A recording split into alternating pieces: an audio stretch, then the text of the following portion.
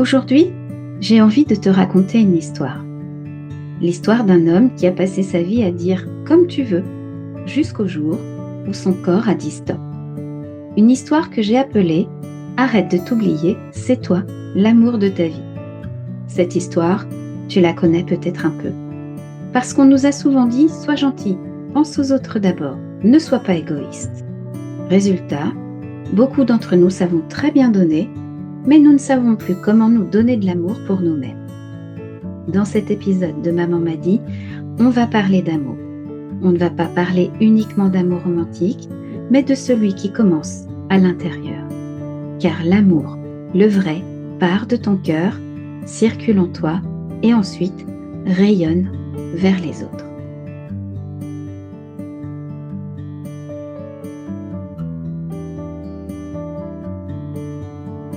C'est l'histoire d'un homme qui ne savait pas comment s'aimer et qui, du coup, ne savait pas vraiment aimer les autres non plus.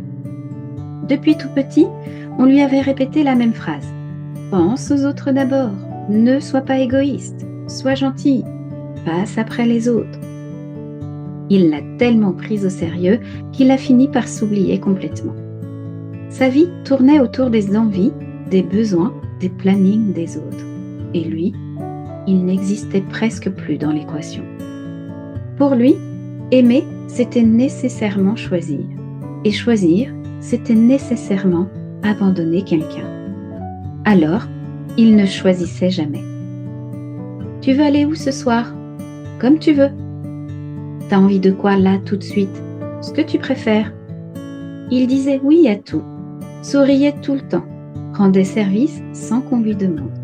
C'était l'ami parfait, le collègue en or, le gars sur qui tout le monde pouvait compter. Mais, petit à petit, il a arrêté de compter sur qui que ce soit et encore moins sur lui-même. Il avait tellement peur d'être rejeté qu'il préférait ne rien demander, ne rien exprimer, ne rien désirer trop fort. Parce qu'il croyait que si on disait non à son envie, c'était dire non à lui tout entier. Mais un jour, le corps a lâché. Les urgences, le cœur qui bat trop vite, le diagnostic tombe. Burn-out sévère, anxiété généralisée, épuisement total. Il passa plusieurs jours à l'hôpital. Quand il émergea du brouillard, il y avait le silence. Personne n'était là. Pas un SMS. Pas un appel, pas une visite. Les gens qu'il avait portés à bout de bras pendant des années n'étaient plus là. Comme s'ils n'avaient jamais compté. Comme s'ils n'avaient été qu'un outil qu'on range quand on n'en a plus besoin. Allongé, dans ce lit blanc, sous les néons froids, il fixait le plafond. Les larmes coulaient sans bruit. Il se sentait minuscule, invisible. J'ai tout donné et personne n'est là quand c'est moi qui tombe. Les jours passaient, il dormait, se réveillait, pleurait, se rendormait. Il se sentait comme un enfant perdu dans une gare immense. Un matin, une infirmière d'une 50aine d'années, le regard doux mais direct, s'assit au bord de son lit. « Pourquoi vous pleurez comme ça, monsieur ?» Il répondit, la gorge nouée. « Vous vous rendez compte ? 15 jours ici et personne n'est venu me voir, même pas un message, rien. Moi, quand ils ont besoin, je traverse la ville à 2h du matin, et là, rien. » Elle hocha la tête sans jugement. « Peut-être que vous avez donné à des gens qui ne savent pas recevoir, ou qui ne savent pas donner en retour. » Et là, il sanglota. « Mais j'ai besoin d'eux, j'ai besoin qu'ils m'aiment, sinon je ne vais rien. » L'infirmière posa sa main sur son bras. « Et si la personne qui devait vous aimer en premier, c'était vous ?» Silence. Il la regarda complètement perdu. « Comment on fait ça? Je ne sais même pas par où commencer. J'ai toujours cru que m'aimer, c'était être égoïste. » Elle sourit tristement. « Non, s'aimer, c'est poser une limite, c'est dire « là, je n'ai plus rien à donner ». Aimer, c'est oser dire « je veux ça » sans trembler. sans avoir peur d'être rejeté ou abandonné. Et vous savez quoi? Les gens qui vous aiment vraiment, ils vous suivent, ils vous respectent. Les autres, ils disparaissent. Et c'est tant mieux. Elle revint tous les jours. Elle lui expliqua que d'autres patients trop gentils comme lui finissaient ici, eux aussi, parce qu'ils s'étaient oubliés jusqu'à l'os. Se choisir, ce n'est pas renoncer aux autres, c'est se choisir d'abord, être aligné avec soi pour pouvoir aimer pleinement sans être vide à l'intérieur.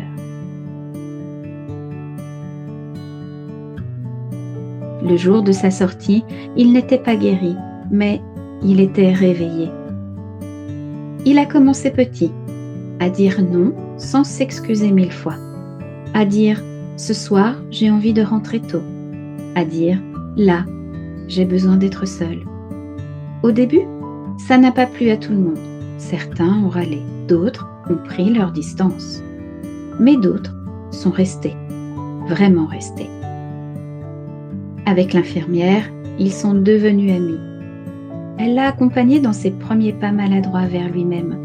Et un jour, il s'est regardé dans le miroir et a souri, pour de vrai. Il savait qu'il n'était pas parfait, mais il était sincère. Et c'est là, quand il a arrêté de chercher l'amour pour combler un vide, qu'il l'a vue. Elle était à un arrêt de bus, un matin de février. Une écharpe rouge autour du cou, le sourire timide. Ils ont parlé. Et pour la première fois, il n'a pas dit « comme tu veux ». Il a dit « j'ai envie de te revoir ». Aujourd'hui, quand il pense à tout ça, il murmure souvent « merci la vie, merci à cette infirmière, merci à moi ». Parce qu'il a compris. Il a compris que la plus belle histoire d'amour commence toujours par soi. Et quand on s'aime vraiment, on attire ceux qui savent aimer en retour. Alors, bonne Saint-Valentin à tous ceux qui apprennent doucement à se choisir en premier. Maman m'a dit, commence par toi, le reste suivra.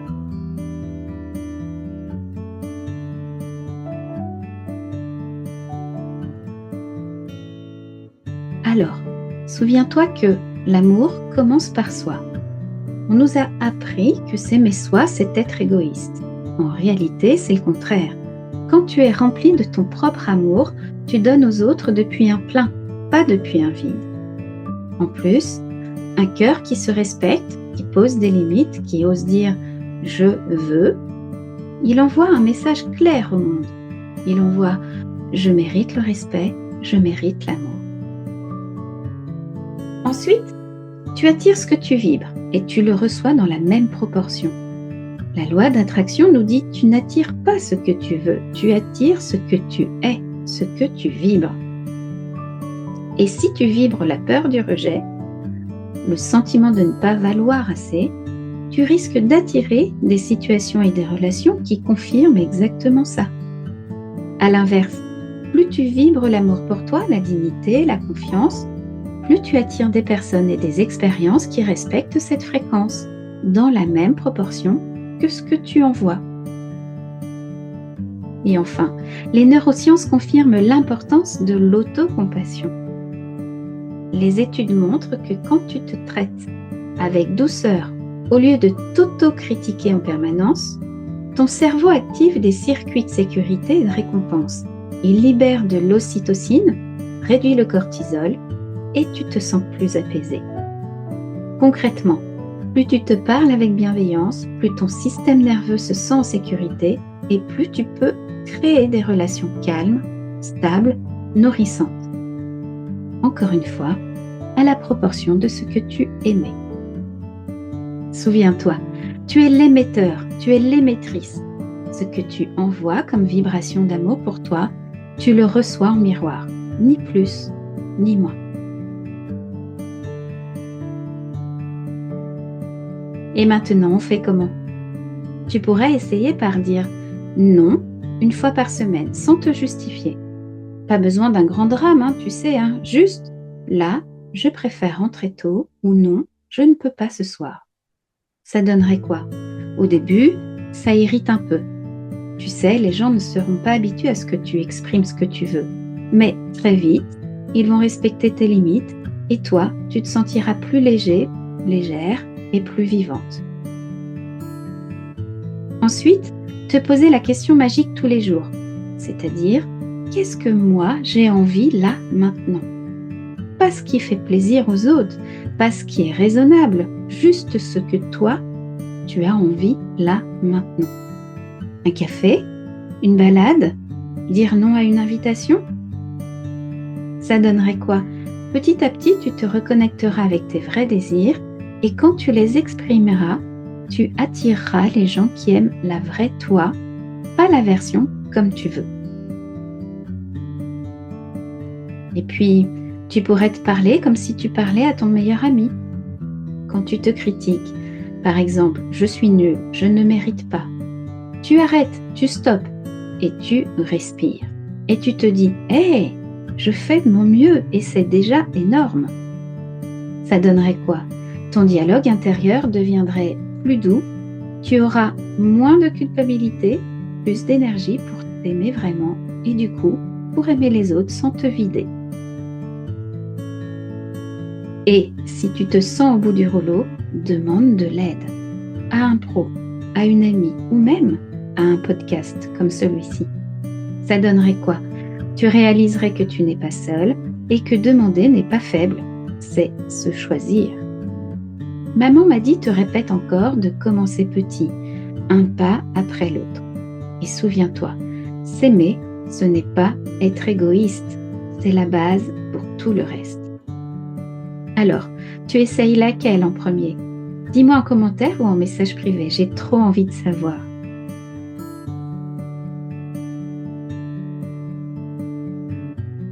J'aimerais te proposer un petit rituel d'écriture pour que toi aussi tu arrêtes de t'oublier.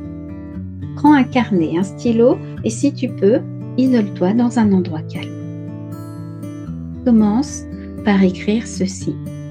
Où est-ce que je me dis encore comme tu veux alors qu'au fond je n'ai pas envie ? Où est-ce que je me dis encore comme tu veux alors qu'au fond je n'ai pas envie ? Et puis, dans quelle situation je me sens invisible, utilisée, épuisée ?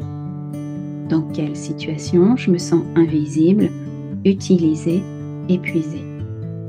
Laisse sortir les mots sans te juger. Tu les observes, tu poses des mots, c'est tout. Maintenant, écris cette phrase en haut de la page suivante. En vérité, ce dont j'ai besoin, c'est... Et laisse venir au moins 10 réponses. Ça peut être du temps seul, du repos, plus de soutien, plus de respect, plus de douceur dans ta manière de parler. Ensuite, choisis une situation concrète où tu vas poser une limite cette semaine. Écris-la comme un engagement vers toi-même. Par exemple, cette semaine, je me choisis en disant non à... et tu remplis. Ou bien, cette semaine, je me choisis en disant oui à... et tu laisses répondre.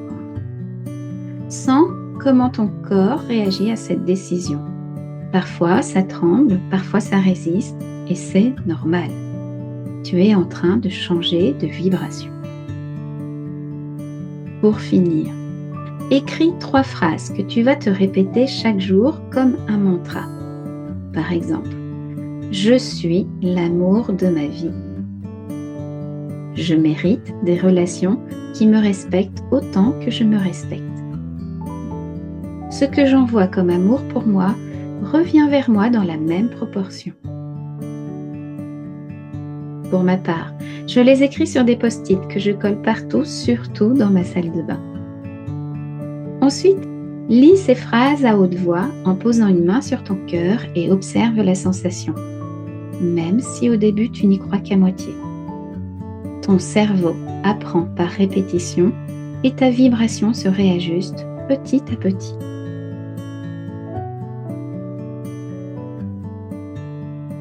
Voilà, c'est fini. Si tu t'es reconnu dans cette histoire, sache une chose. Tu n'es pas en retard. Tu n'as pas raté ta vie. Tu es simplement à l'endroit où commence la plus belle histoire d'amour avec toi. Souviens-toi, tu attires ce que tu vibres et tu reçois à la proportion de l'amour que tu te portes. Tu peux décider aujourd'hui de changer cette vibration. Commence par toi d'abord, le reste suivra. Et moi, aujourd'hui, j'aimerais te le redire à l'oreille.